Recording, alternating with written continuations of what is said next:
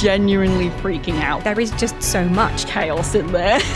Oh, it's got some good weight to it. I want to know what's going on there. Illuminati vibes. 2026 is shaping up to be a massive year for Elder Scrolls Online, with the biggest raft of updates and changes since the Bethesda MMO's launch on the horizon. With new content, new approaches, and a whole host of community-led revisions promised, can now actually be the perfect time to return to the game? I'm here with two ESO veterans, Dawnwhisper and kayPOWXD, who recently pushed aside any fears of overwhelm and jumped headfirst back into Tamriel. Based on their experiences, we're going to break down what the latest patch and the seasons-based overhaul means for adventurers old and new, and the impact these adjustments have when playing the game.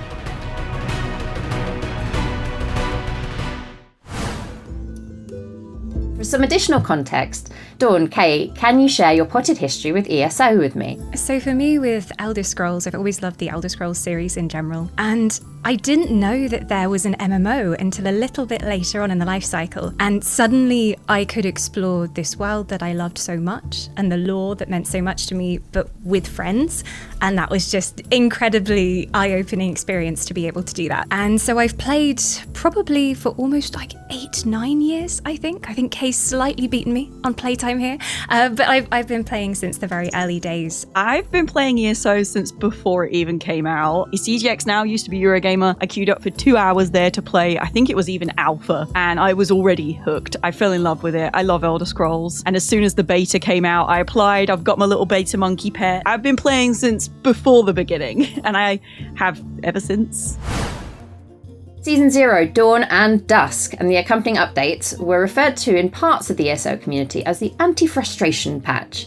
What impact have the latest updates had on your play? So these patches and the seasons really feel like them coming back to the base game and improving that base game content and that player experience. And yes, there's some new shiny stuff, but overall it feels like they've really focused on improving what's already there, which a lot of veteran players have been asking for a long time. Kay, having jumped back in over the weekend, does it sort of make it feel like ESO has been refreshed for you? Yes, I definitely feel like returning and finding all the new quality of life updates really blew my mind. Things like changing your abilities and skill points within the menu, not having to go to a shrine. Something as small as that saves so much time in your gameplay. I mean, the game's 11, 12 years old now, so bringing it up to speed really felt refreshing as a long-time player. Some of the systems are outdated, but just purely because of how long the game has been out. I mean, they were talking about the werewolf models and the updates they're doing to those. Quite a few of my characters are werewolves, so I'm really excited to see this because I've always found the werewolf models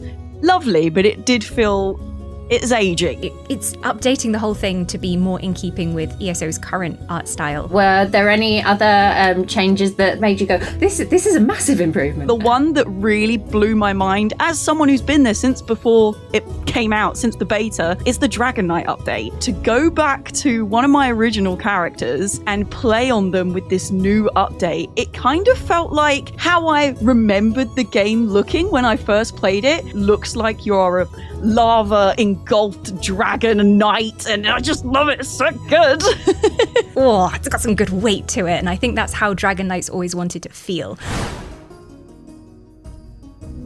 Either of you dipped into Tamriel Tomes? I jumped into Tamriel Tomes and I'm really excited personally. I really like how the reward track works in how you can decide what rewards you want or what rewards you don't want. So I can decide that I want to collect herbs and have a chill evening, or I can decide to go into a dungeon if I feel more like doing group content and still progress along the track. There's a real variety of rewards you can get as well. So there's a lot of cosmetics, but then also currencies, furnishings, like anything you can think of basically. Speaking of currencies, there's the new introduction of the gold Coast Bazaar. I had a browse this weekend and some of the returning things are so exciting. There was one outfit style that I have been wanting for a while and I missed it when it was in the Crown store, and that's the Debella armor set. I've just got to save up the gold bars. I think it's nice to have that as the alternative to event tickets. It means that you don't really miss out on stuff, especially if you're a returning player who hasn't played in a while. I missed a few of the really cool mounts that market, run the events. I'm very excited for the night market. Any new challenge or new area or new experiment, I'm very happy to be the guinea pig. And I will be choosing my faction. I will be researching them thoroughly. I feel like it's canon for you to be in the ruckus, okay? The chaotic faction.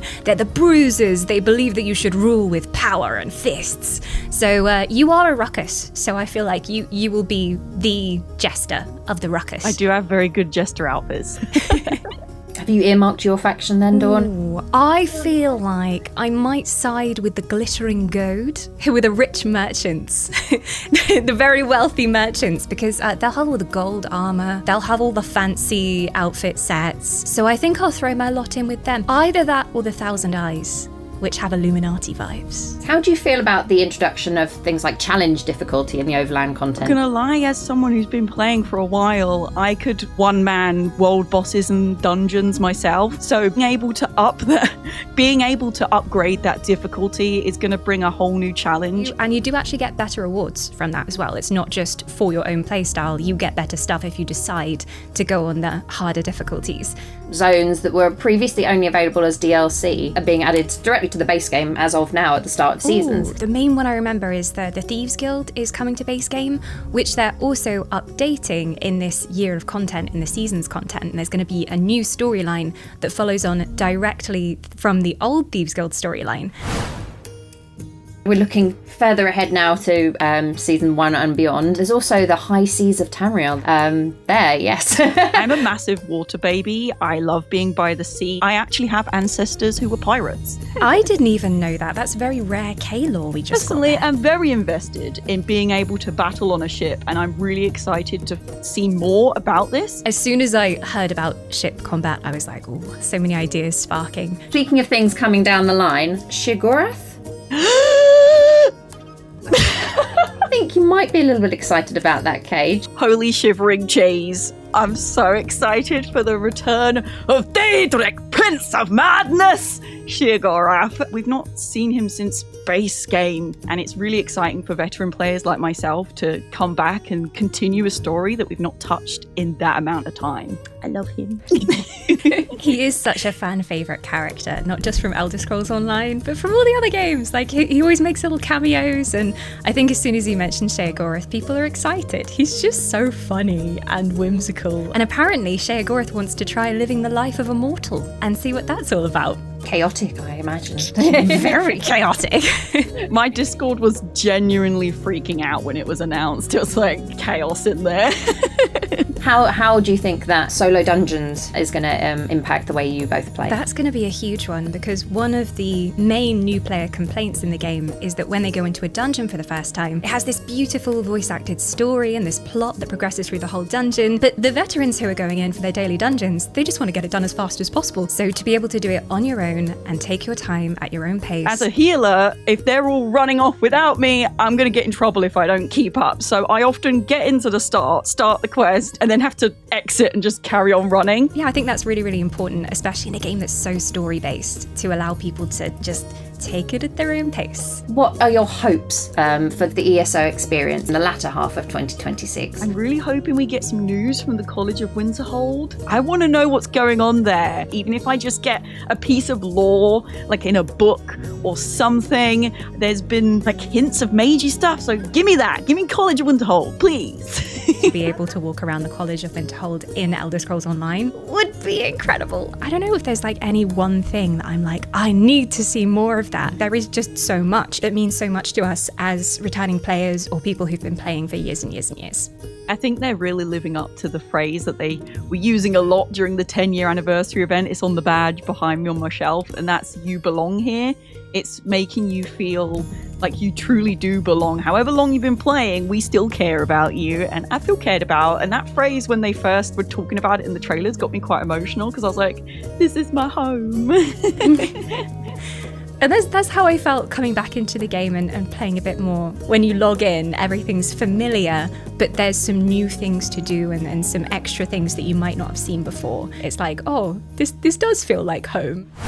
Experience the full extent of Season 0 upgrades now. Tamriel is waiting, and its second era has never looked so welcoming. Go anywhere, do anything, and play your way in the Elder Scrolls Online. Available now on PC, Mac, Xbox One, Xbox Series X and S, PlayStation 4, and PS5. And for all things ESO, stick with IGN.